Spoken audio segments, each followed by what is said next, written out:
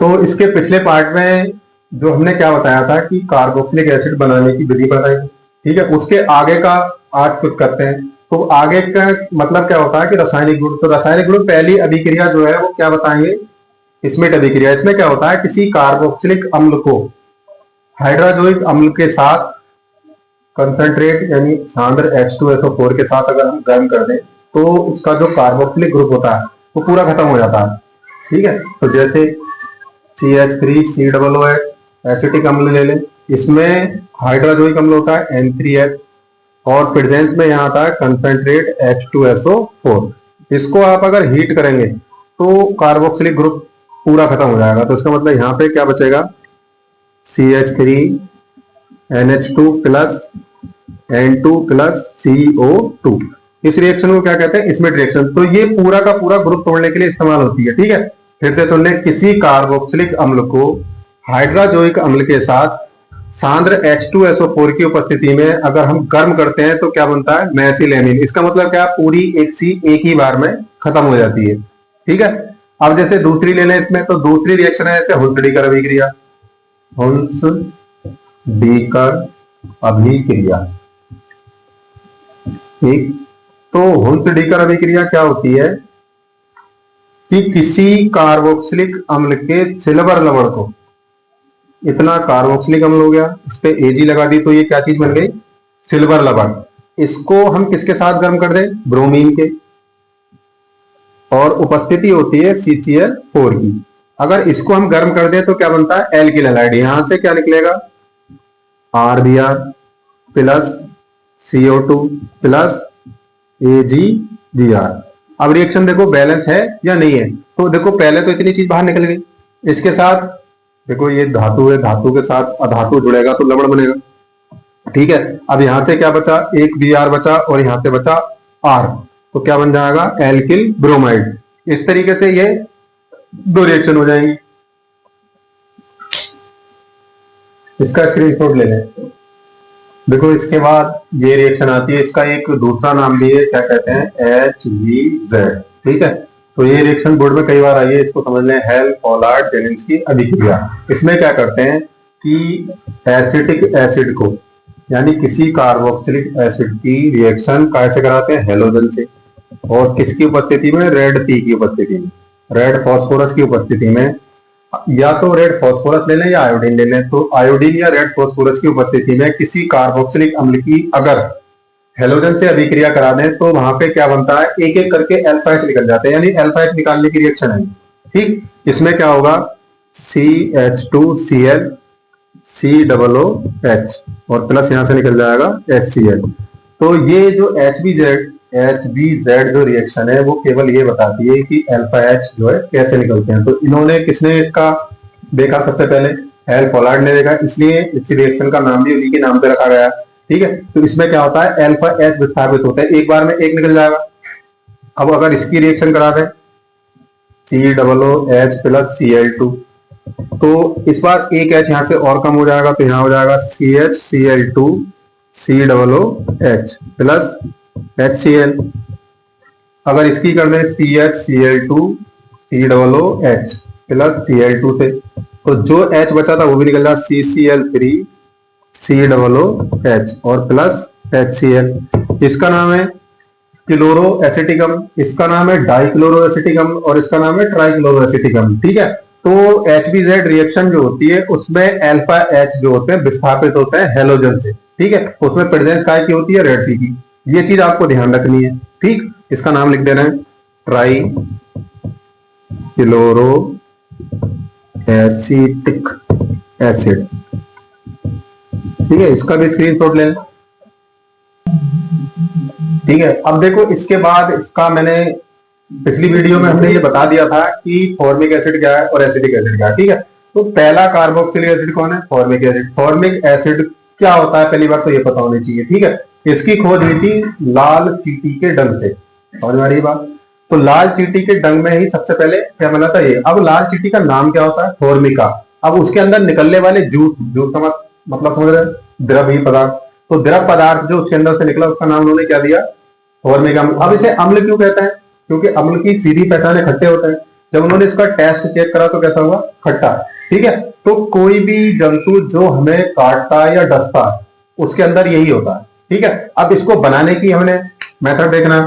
तो ऑक्सैलिक अम्ल, क्रिस्टलीय ऑक्सैलिक अम्ल को अगर ग्लिसरॉल की प्रेजेंस में, ठीक है, ज्यादा बड़ी रिएक्शन मत करना, एक रिएक्शन दूसरी की, इसमें पूरा ग्लिसरॉल के साथ रिएक्शन करिए। ग्लिसरॉल को आप यहां लिख लें। ठीक है, यहाँ का टेम्परेचर होता है 110 डिग्री सी। जब इसको हीट करोगे तो ये इतना निकल जाएगा।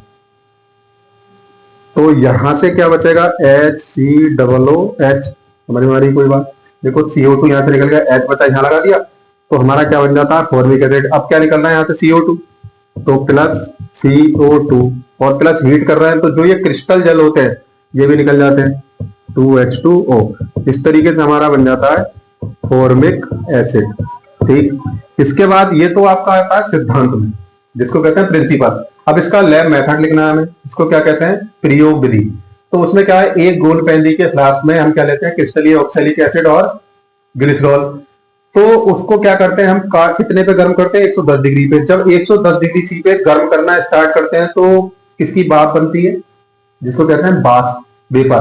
तो फॉर्मिक एसिड की भाप बनने लगती है, जिसको कंडेंसर जो लगा होता है, वो कंडेंसर कैसा करता है, ठंडा। कंडेंसर का काम होता है ठंडा करना। ठीक है, तो उसको ठंडा करके काय में बदल देता है, भाप को आप ठंडा करेंगे तो द्रव में बदल जाएगा। तो द्रव में बदल के ये दूसरी तरफ क्या होता है, एक्सेप्टर फ्लास्क में एकत्रित हो जाता है। ये चीज आपको इसमें ध्यान रखनी है।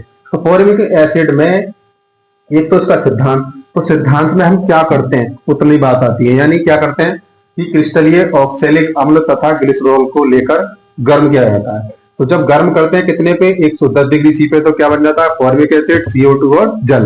तो हमें यहाँ मतलब किससे, फॉर्मिक एसिड से, तो केवल इतना बताएंगे फॉर्मिक एसिड बनता है।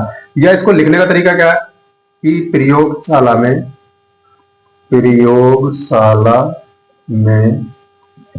फॉर्मिक अम्ल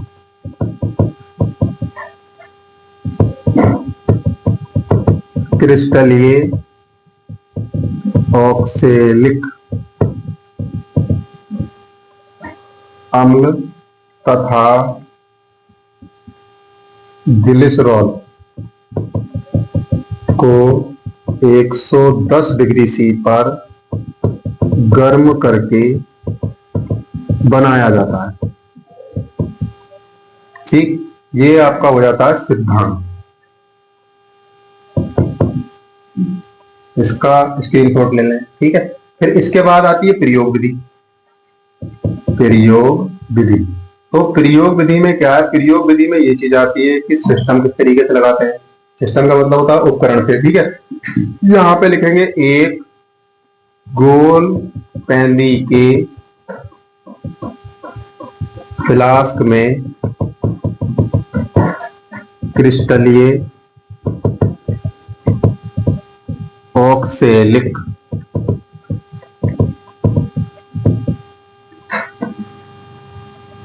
अम्ल तथा ग्लिसरॉल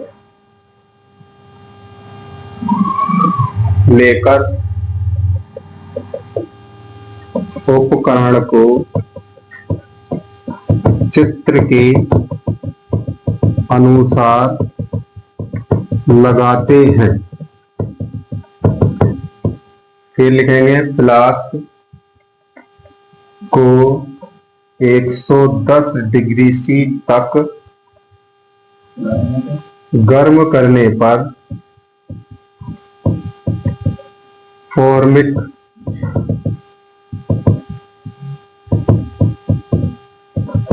अम्ल की वाष्प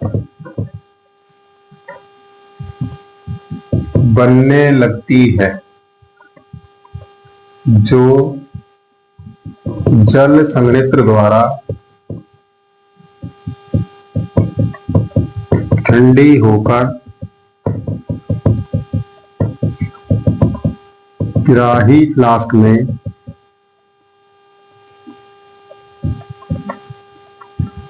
एकत्रित हो जाती है।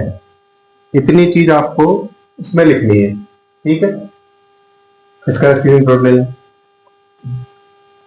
अब इसके बाद इसका डायग्राम बनाना है, तो इसका स्क्रीनशॉट ले लें, फिर डायग्राम का स्क्रीनशॉट ले लें। ठीक है। अब देखो इसका ये डायग्राम है, इसमें क्या है, देखो यहाँ पे सैंड होता है, सैंड का मतलब होता है रेते की एक प्याली होती है जिसमें रेता भरा होता है, ये एक जाली पे रखा होता है, यहाँ पे इसका नाम है बर्नर। इसका काम क्या होता है, आग जलाना। यहाँ से टेम्परेचर इसको हीट करता है और उसके बाद इसके अंदर जो मिक्सचर बना होता है वो हीट होता है। इसके अंदर मिक्सचर क्या होते हैं, ऑक्सैलिक एसिड और ग्लिसरॉल। जब इसको हम कितना ताप दे देते हैं, 110 डिग्री सी, जब 110 डिग्री पे इसको गर्म करते हैं तो काय की भाप बनती है, फॉर्मिक अम्ल की। ठीक, फॉर्मिक अम्ल की जो भाप होती है, उस कंडेंसर में कैसा पानी चल रहा है, ठंडा पानी, कोल्ड वाटर। तो ठंडा पानी जो होता है इसमें चल रहा होता है, वो ठंडा पानी यहाँ से जो आ रही होती है भाप, उस भाप को काय में चेंज करता है, द्रव में, और वो कहाँ इकट्ठा हो जाती है, एसेप्टर फ्लास्क में। तो ये चीज क्या है, फॉर्मिक अम्ल बनाने की प्रयोगशाला विधि, उसका क्या है डायग्राम। इसका स्क्रीनशॉट ले लें अच्छे से।